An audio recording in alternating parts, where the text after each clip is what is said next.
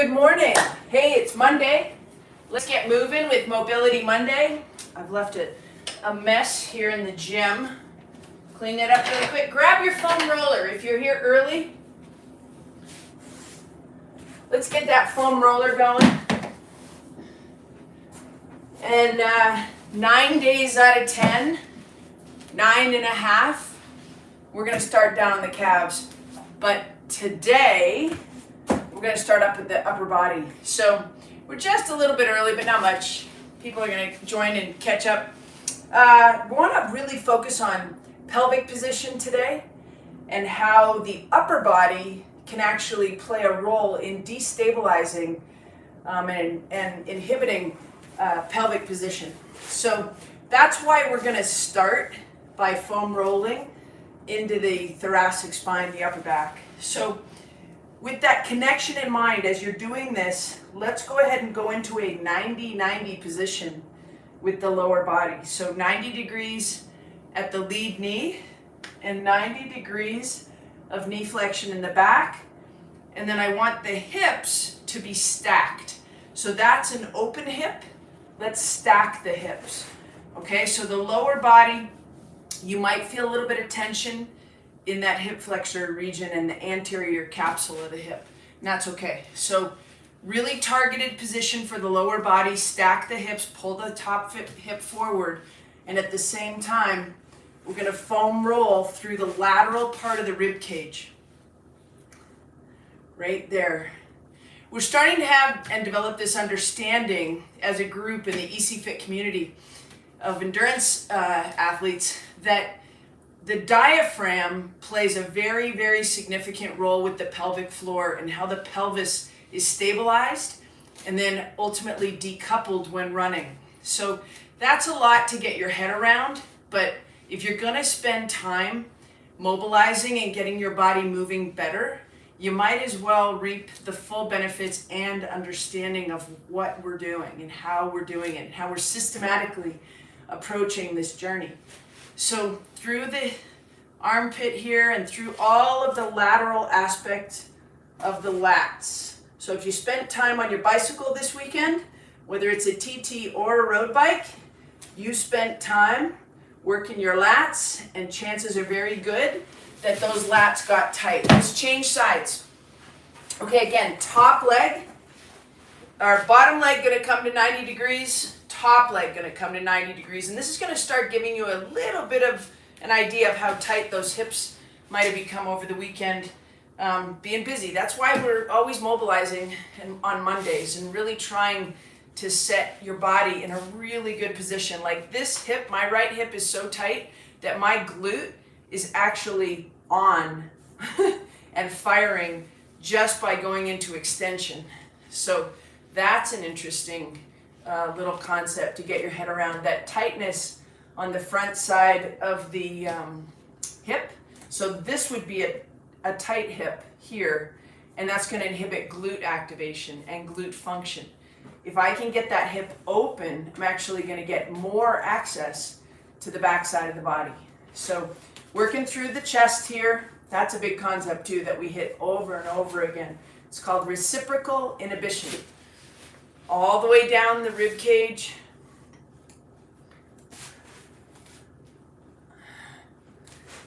Good. Oh, a little spicy, a little achy for me. Nothing too crazy. If you can just kind of, if you had a mirror and you could assess your facial expression right now, that's a lot of the way that I can assess how people are feeling. Okay, so keeping that same concept in mind of how the lats and thoracic spine, everything that attaches to the rib cage, is influenced by the lower body and the pelvic region. Let's go ahead and just give me that little bit of activation through the lower abdomen with the pubic bone pulling towards the hip, towards the belly button, pubic bone to belly button. And so just as we sit here, let's go ahead and work that. So hands on your hips, just flatten your back, and then drop the pubic bone. So I'm going to use the pubic bone as kind of our marker here. Pull the pubic bone towards your chest, and then drop the pubic bone. So we've got gravity helping us get into this position.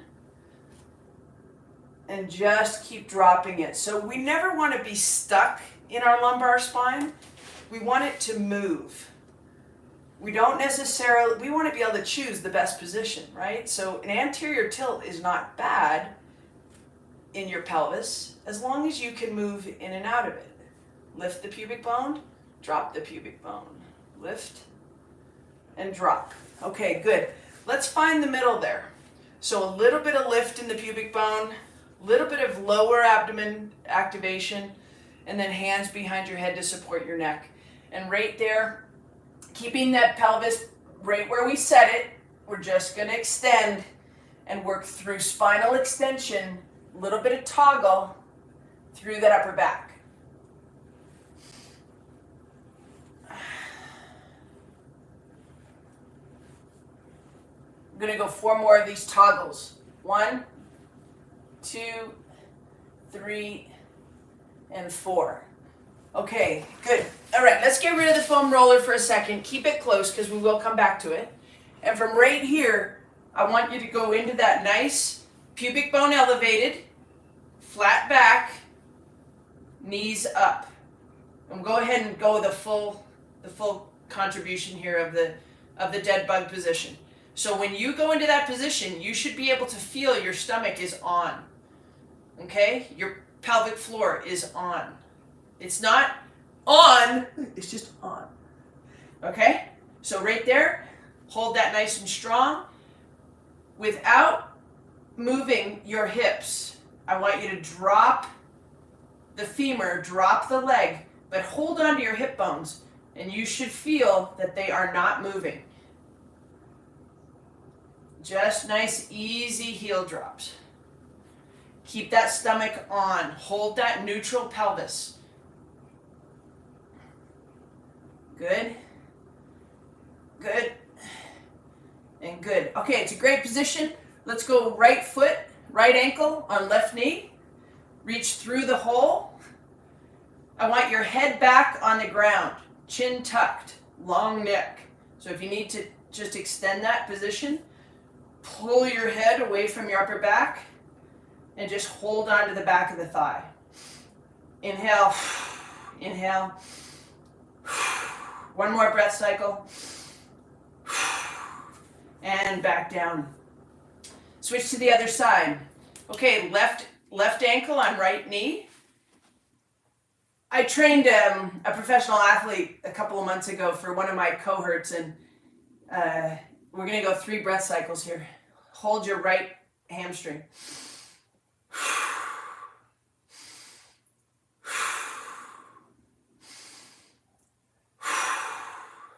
Good. We're going to hit each one of those one more time. So just externally rotate the hip. Pull into the chest just a little bit with that left knee. Hold that. Nice 3 breath cycles.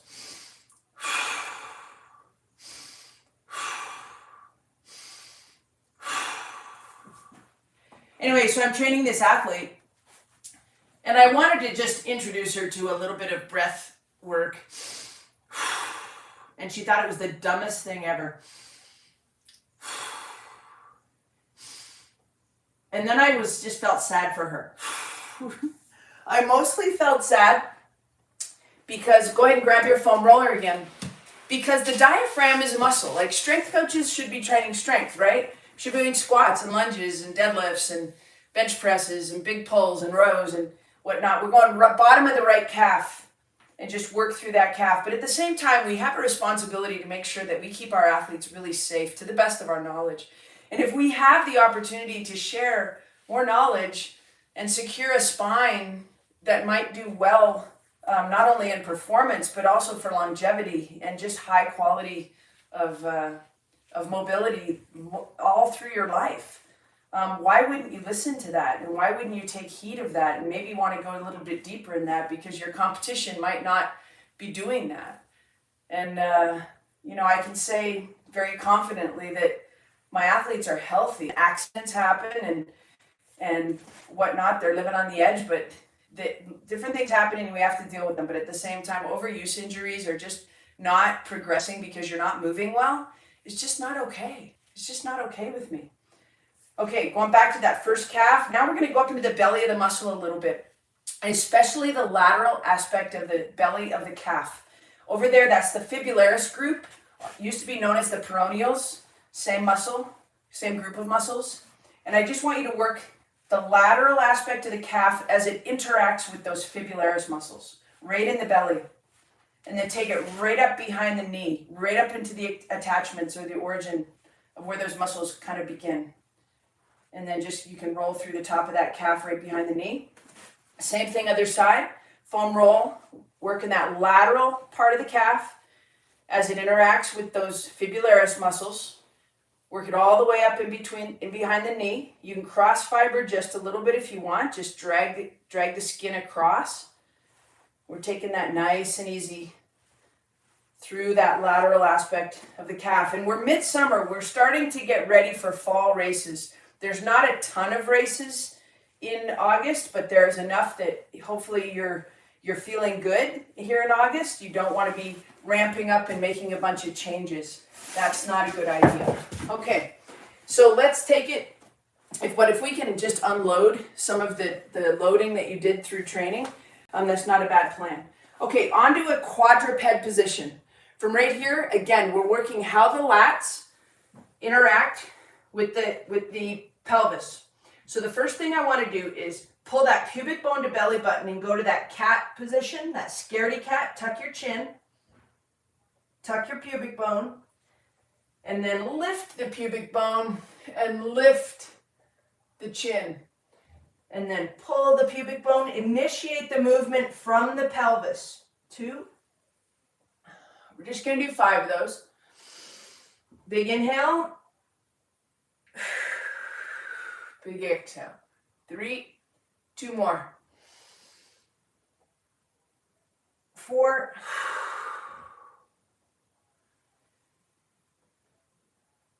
And 5. Now I'm going to come right at you here. We're going to do a little bit of shifting. So right here, spread your fingertips nice and wide. Your knees are just outside of hip width. And from right here, let's tuck the toes in the back, and we're going to shift to the right and then shift to the left. See what you feel through your hips. Is one side tighter than the other? Your upper shoulders and your hips are moving as one unit. So just a quick side view, you don't want to be in that position. You want to pull pubic bone to belly button just a little bit to find that neutral pelvis. Okay? So we've got neutral pelvis, nice flat back there. And all we're doing is shifting left and then shifting right. And we're getting a little bit of a hip toggle through the pelvis. So the femurs are just moving through that pelvis nice and easy. Shift, shoulders and hip go together. Shoulders and hip go together. Getting a little bit of adductor stretch there, not much. And then take it to the other side. Okay, so now let's offset the knees, staying in that quadruped position.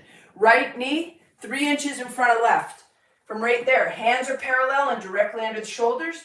And we're just going to rock back and then forward. 2, just 5. 3, 4, and 5, and good. Now we're starting to get a little bit of SI joint rotation. That sacrum is dancing a little bit within the pelvis. 1. You can't really feel it move, and I don't want you to try to make it move. Just do what I'm telling you. Left knee is 3 inches in front of right. 4 won't do you any good. 2 to 3 inches is all you need. 4, 1 more, and 5. Nice flat back, right where we started, right? Okay, good. All right, let's go into that seated position, working 90-90 knees again. So right here, just you're sitting on your right butt cheek, right knee straight out in front, left knee is back. The goal here is going to be to get that left hip forward. And we're going to use a hand driver because the lat and the rib cage can actually help pull that rib up and over. Make sure you're not twisting too much. Don't go way over here. Go forward and drop. 1, forward and drop. 2, see if you can get your elbow to the ground. 3, 4, 1 more. And 5. And then what that's telling me is I can work harder.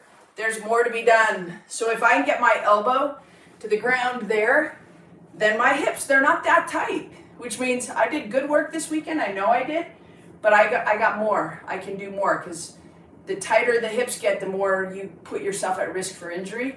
So if you can get there and recover in 24 hours and get that hip motion back, that's a really, really good thing. 2, pull that back hip forward. 3, 4, and 5, and good. Okay, let's go into a half kneeling position. Right knee down, left knee forward, hands behind the head. From right here, if you can see your elbows, then I'm guessing your chest is a little tight. So let's work to pull the elbows back. From that position though, don't lose your pubic bone to belly button relationship. So a lot of times if your chest is tight, which is part of the thoracic spine, you're going to see as soon as you go here, if your elbows are here, you're going to get all this extension through your back by starting to open up your chest. You want to have an open chest and be able to keep a neutral pelvis.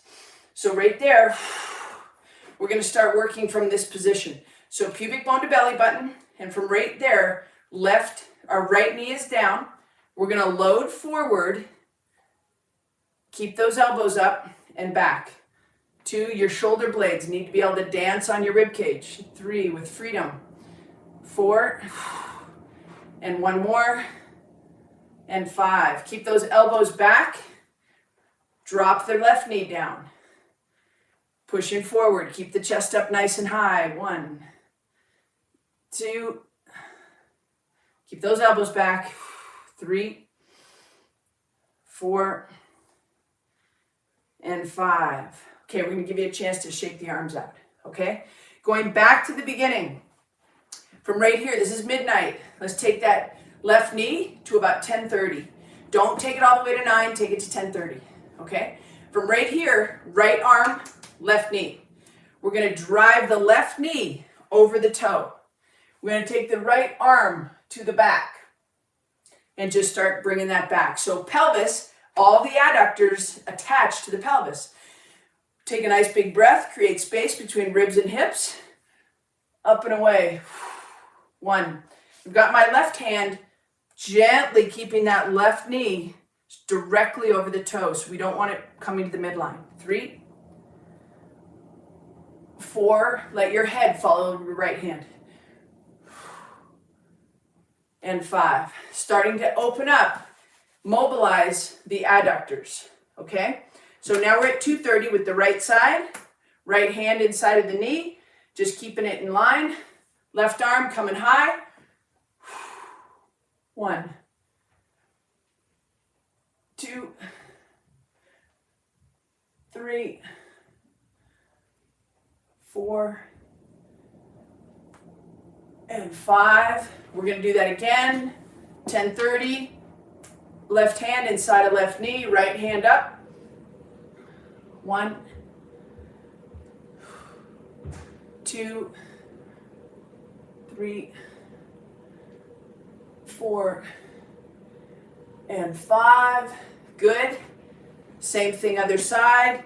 Nice big space. Always initiate with a big breath, because as soon as we take a breath, the diaphragm drops, the pelvic floor gently activates. Diaphragm drops, pelvic floor becomes neutral and a little bit more of a stabilizer. 1, got 5 reps. 2, 3, 4, and 5. So I live in Boulder, Colorado, and every time I drive home from my health club, Rally Sport, where a lot of pretty mucky-muck triathletes and runners train, cyclists as well, I ride along one of the most probably ridden streets perhaps in the world. I-36 heading out to Left-Hand Canyon, Jamestown Ward, Lyons, that kind of thing. And you can see people who do not sit well on their bicycle and their pelvises just rock side to side to side, or they're really, really stuck and so their knees are out. So the best thing is to have this gentle, stable pelvis that just sits nice and still, and the legs can just work. And this is stable on the platform of your saddle. And that's what we're usually after for someone who's going to be in that position for a while. So endurance athletes, that's important. Okay, so let's set up one last thing here. We're going to just let your ribs, I want you to let your pubic bone be strong into the ground. Tuck your toes together, knees together, heels apart. We call that an anchor. Pubic bone is strong into the ground, and from right here, elevate your rib cage. You might feel that a little bit in your low back, but you're not going any higher than this. So ribs are being pulled away from the pubic bone, and then I'm going to lay my stomach down on the ground. But I've lengthened I've found as much space between my ribs and hips as I could. Chin is on the ground, fingertips on the ground, elbows up, wrists up. From right there, we're going to lift the head, and I want you to pull the belly button away from the floor with your really deep abdominal muscles. Leave your pubic bone as close to the floor as you can, but draw your belly button into your spine. Hold that position. Lift your fingertips, but keep the nice half sphere of tension. Hold that nice and strong. Push your knees together. Lift those hands as high as you can. Now bring the hands right to the elbow, or right to the shoulders, and then we're just going to lift. Pull the elbows into the body. Do not lift your eyes too much. Keep your chin back, chest up. Now lift your hands up from that position. Pull your belly button away from the floor. Squeeze your shoulder blades together. Hands are nice and strong. And then reach them back out. Fingertips back to the ground. Belly button into the spine. Looking straight down. From right there, bring the hands up.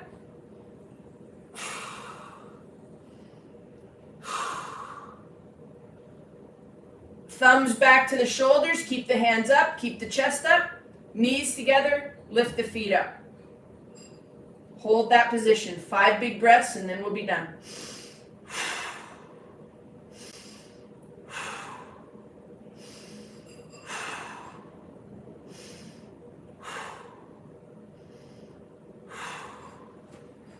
And good. All right, so we fully activated the back side of the body, the posterior chain. We opened up the hips. We opened up and stabilized, and we start the pelvis and the thoracic spine. And we're starting this conversation of how to optimize the relationship between these two parts of the body.